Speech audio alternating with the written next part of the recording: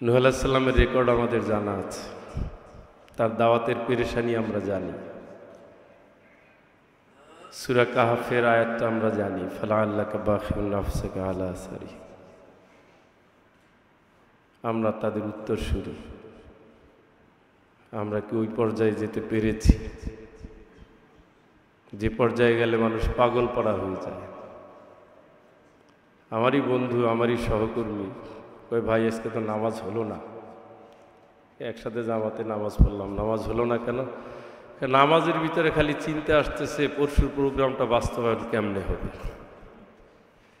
তার মানে কি সংগঠনের প্রতি তার ভালোবাসা, দায়িত্ব অনুভূতি কত তীব্র। আমরা সৃজনশীল মানুষ সিস্টেম মানতে চায় না। বক্তা, কবি, সাহিত্যিক, লেখক এরা হলো স্বাধীন। এই জন্য আমাদের গলায় দড়ি দিয়েও আটকানো যায় না। যে ময়দানের জন্য আমাদের এতটা ছাড় দেয় সংগঠন, আমরা কি আসলে তার উপযুক্ত? আমি জাস্ট আপনাদের রিয়েলাইজেশনের জন্য কথাগুলো বলছি। আমরা কি জবাব দিতে পারবো? আমরা কি অতখানি নিঃস্বার্থভাবে যাচ্ছি যতখানি নিঃস্বার্থভাবে রাসূলদের জীবন কেটেছিল? আমাদের 2 টাকা কম হলে কিন্তু আমরা খুব বেশি প্রতিক্রিয়া দেখাই। আমাদের জন্য মঞ্চ সাজানো আছে, পোস্টার। আমি ফয়জুলকে কে চিনতে কর? যারাই চিনছেন, আপনারা যারাই নামটা বলছেন, আসলে কি আমি এর যোগ্য? আমি একটা সরকারি বিশ্ববিদ্যালয়ে বাংলা শিক্ষক। আমার জন্য একটা পোস্টার ছাপালো, আমি আমাকে দিয়েই বলি। 1000 মানুষ চিনল, এক বাড়িতে খাইতে দিল, সে তার সর্বোচ্চ আয়োজন করলো, আমাকে ঘিরে গাড়ি নিচ্ছে, স্লোগান দিচ্ছে। আমি কোথাকার জন্ম কেউ জানে না, কিন্তু আমি এখানে এখন হিরো হয়ে গেলাম। আমি কি তার যোগ্য? সেখানে গিয়ে আমার ভূমিকাটা কি হওয়া উচিত ছিল, সেটা কি হয়েছে? রাসূলের চরিত্রের সাথে আমার চরিত্রের অমিলটা কোথায়, সেটাকে আমি আসলে বের করতে পেরেছি? এগুলো যদি শিক্ষা হয়, তাহলে লাকাদ কানা লাকুম ফি রাসূলিল্লাহি উসওয়াতুন হাসানাহ। ওই সময় গিয়ে এই আয়াতের ব্যাখ্যা আমরা করার যোগ্যতা রাখি। যেহেতু আমি ওই মানের কেউ না, এই জন্য ওই জ্ঞান আমি আপনাদের দেব না।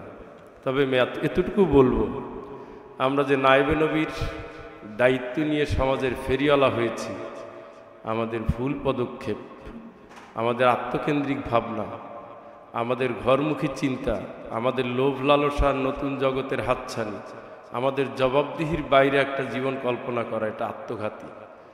আজও যারা সিদ্ধান্ত নিতে পারি নাই, হক বাতিল, তারা ইব্রাহিম আলাইহিস সালাম থেকেও শিখি নাই।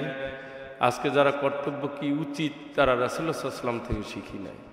জন্ম থেকে এতিম, অল্প বয়সে মাহারা, মরুভূমির ভিতরে বড় হয়েছে, অনেক আত্মীয় স্বজনের ভিতরে থেকেছে, ছোটবেলায় না খেয়ে থেকেছে, সারা জীবনটাই না খেয়ে থেকেছে, ছোটবেলায় সংগ্রাম করেছে, সারা জীবনটাই সংগ্রাম করেছে। এই রাসূল আমার জীবনের সামনে আছে। আসুন, সত্যিকার অর্থে যে দায়ীর যে পাওনা, দায়ীর যে জবাবদিহি, দায়ীর যে অনুভূতি, এটা নিয়ে যেন আমরা আমাদের জীবনকে গড়ি। আল্লাহ পাক তৌফিক দান করুক। আমিন। আখির দাওয়ানা আলহামদুলিল্লাহি রাব্বিল আলামিন। আসসালামু আলাইকুম ওয়া রাহমাতুল্লাহ।